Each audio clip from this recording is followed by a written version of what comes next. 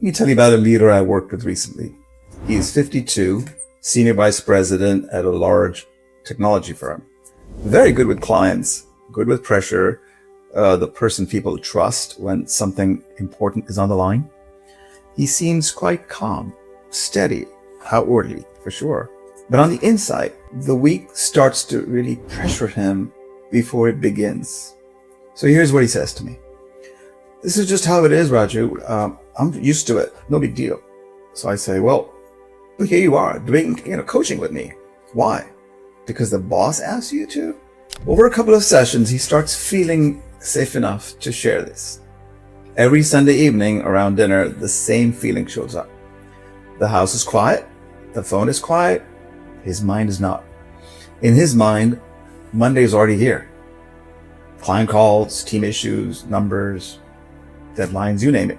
The things that didn't get finished last week are also on the list, right? So it's a spiral. And he's still doing his thing. He's still delivering. He's still showing up. Well in meetings, always inspiring to his team. But this is why form of burnout this year is easy to miss. By the way, my name is Raju Panjwani, former Morgan Stanley Managing Director, many global roles with the firm and prior, 30 years in corporate life. I left 20 years ago to become an entrepreneur. For the last several years, though, I've been coaching corporate executives in leadership roles.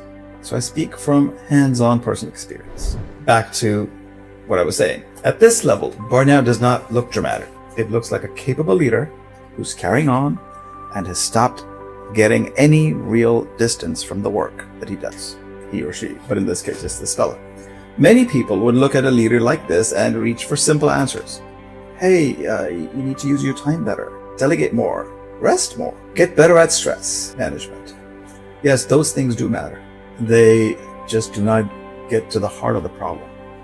The leader is caught in a pattern. I call this leadership treadmill. The leadership treadmill is what happens when a senior leader keeps working harder to protect the positions he has already achieved, harder to protect the position they've achieved. That protection happens in very small ways. He wants the client to keep trusting him. He wants the company to keep seeing him as strong and progressing. The latter, he wants his team to keep depending on him. He wants to stay available, valuable in his mind in a world that is changing so fast because of that dreaded AI. That mix creates pressure from three directions all at once. The first is the client. Clients now want a lot more from anybody. They still want good delivery though, but they want strong execution. They still want things done on time, but they also want something else. They want a senior leader, maybe a technical engineer or a technical person who can think with them about the business, about the cost, about speed, about risks that they face, about AI, about what might change next, what might come next. That's a big shift in 2026.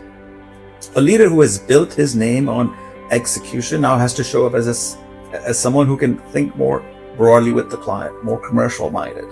He feels the pressure, so he prepares more. He joins more calls, checks more details, trying to stay up on top of everything that's going on and with the client. The second pressure is the company itself. His bosses, management committee, board. The company wants results now. Revenue, cost savings, better client relationships, better teams, better leadership, better adaptation to AI, or whatever the new thing may be. Most leaders are not given time to step back and rebuild how they lead. They're expected to keep performing while the ground under them moves. And that creates, needless to say, a lot of pressure and strain because the leader is trying to stay solid while everything around him is shifting. Number 3, external environment, markets, AI, something new that's coming down the pike, a big merger or something else. You see, AI has really sped up the environment. Clients are asking you questions. Teams are unsure what matters most to them and to the company because the leaders, the top people, may not know exactly what's going on either. So they're relying on teams. Senior leaders in the position of this gentleman are being judged on new kinds of value. For many leaders, this sort of hits a deep nerve. They built their careers on being useful, experienced, and informed. Now the pace of change is faster. The field is moving. The shelf life of any expertise is now super short. And that can create a major fear. If I do not stay close to everything, will I fall behind? If I do not stay sharp in every meeting, will I be pushed into the background? To let go too much, will people stop seeing me as essential? See, that fear matters more than most people realize.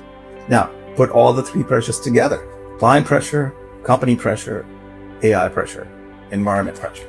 What does a capable leader do? He steps in. He joins the client call because it's too important to miss in his mind. He rewrites the proposal because the team's draft is not strong enough in his mind. He takes a late night call because there's no time to bring anyone else along, and it needs to get done fast. You see, each choice makes sense by itself to me. But this is why the pattern is hard to spot from the inside. The damage comes from repetition. The team starts to learn the leaders involved at every opportunity. Whenever something really matters, over time, they wait more. They push more upward.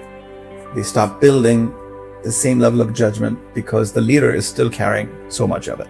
So even the client starts to trust the leader more than the team around him, and that gives leader some status. It also makes him harder to replace in his mind. The company sees someone dependable. So more pressure gets placed on him. And by like a Friday, he's carrying work into the weekend. By Sunday, the next week, it's already on his head and sitting on his chest. That is leadership treadmill. The leader is running hard. He's doing well. He's not getting clear space. And that is why this kind of burnout feels so confusing and concealed. He's still effective. He's still respected. He's still producing. Why am I coaching him? He doesn't realize that the inner cost keeps rising. The pattern is hard to break because the habits inside this pattern have been rewarded for years. But in this environment today, in 2026, it starts to create a ceiling. So what needs to change? First, the leader has to stop answering every important question quickly.